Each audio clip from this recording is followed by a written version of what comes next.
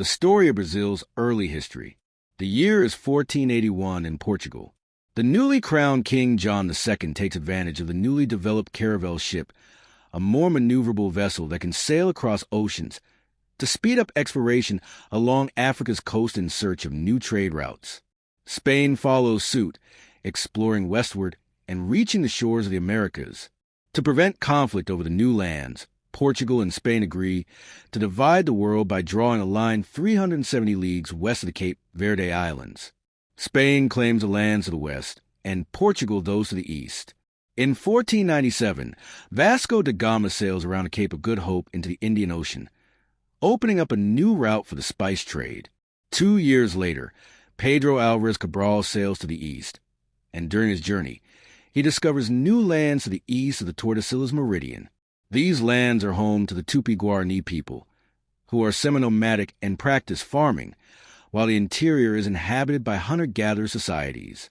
The Portuguese discover a tree with red wood, resembling the color of glowing embers, called Brazil wood. This tree will later give Brazil its name. The Portuguese set up trading posts to harvest Brazil wood, which they use to create dyes for textiles.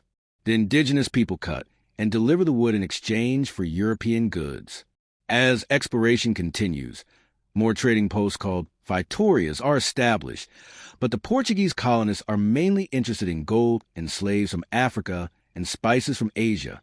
To speed up colonization, the Portuguese king divides Brazil into captaincies, granting land to settlers called donatarios.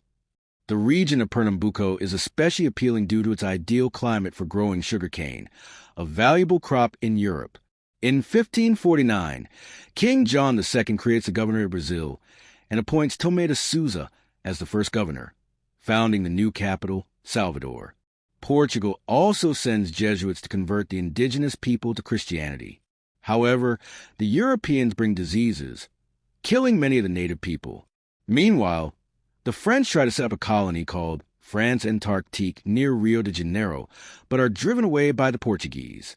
Eventually, the Portuguese established the city of Rio de Janeiro in the same bay. As sugar production grows in the north, there is a shortage of workers, and Portugal brings in slaves from Africa. In 1580, after King Henry I of Portugal dies, King Philip II of Spain claims the Portuguese throne, creating the Iberian Union. While Portugal keeps some autonomy, it faces competition from rising European powers, such as the United Provinces, France, and England.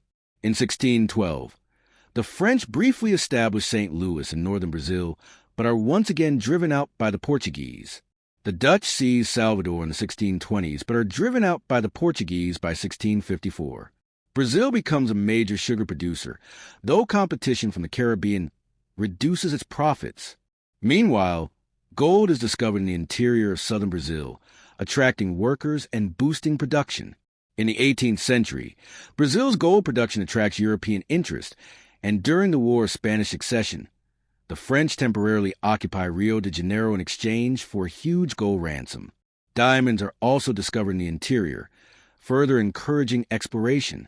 In 1750, to avoid border conflicts, Spain and Portugal establish a new boundary. By 1763, Rio de Janeiro becomes the capital of Brazil as gold production peaks. Brazil diversifies its economy by cultivating cotton and coffee. Most of its exports go to its British ally, which is undergoing an industrial revolution. In the early 19th century, Napoleon invades Portugal, forcing the royal family to flee to Brazil. The Portuguese government in exile strengthens its ties with Britain. In 1815, after Napoleon's defeat, Brazil is made equal to Portugal by creating the United Kingdom of Portugal, Brazil, and the Algarves. But in Spain's territories to the south, independence movements spark fear, and King John VI of Portugal invades Spanish territories.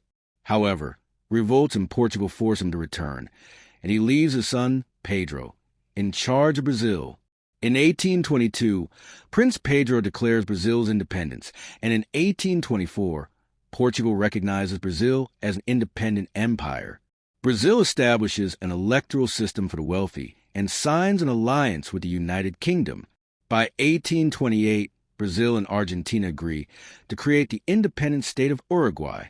Coffee becomes the country's main export, And Brazil continues to import slaves despite international opposition to the transatlantic slave trade.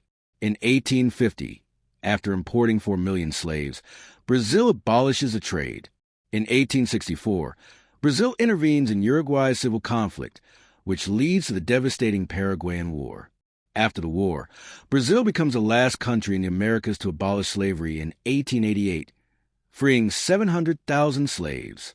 Despite their freedom, many slaves continue to work for poor wages on farms or in the cities. Tensions rise as the landowners demand compensation for their loss. On November 15, 1889, a military coup overthrows the emperor, and Brazil becomes a republic.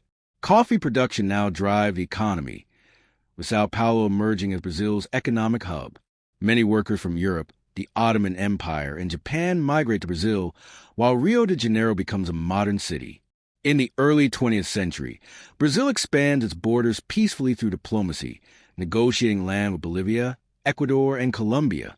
However, the Brazilian rubber industry faces competition from British plantations in Asia. In 1929, the Wall Street crash sent Brazil's economy into a depression, and coffee prices plummet. In 1930, after disputed elections, Getulio Vargas seizes power in a military coup. He introduces reforms to modernize and industrialize Brazil, transforming the country from a white-dominated coffee republic into a more diverse society. In 1931, the famous Christ the Redeemer statue is unveiled in Rio de Janeiro, and in 1932, women gained the right to vote. During World War II, Brazil sided with the Allies and sends troops to fight in Italy. After the war, Brazil aligns itself with the United States during the Cold War. In 1960, President Kubitschek establishes Brasilia as the new capital.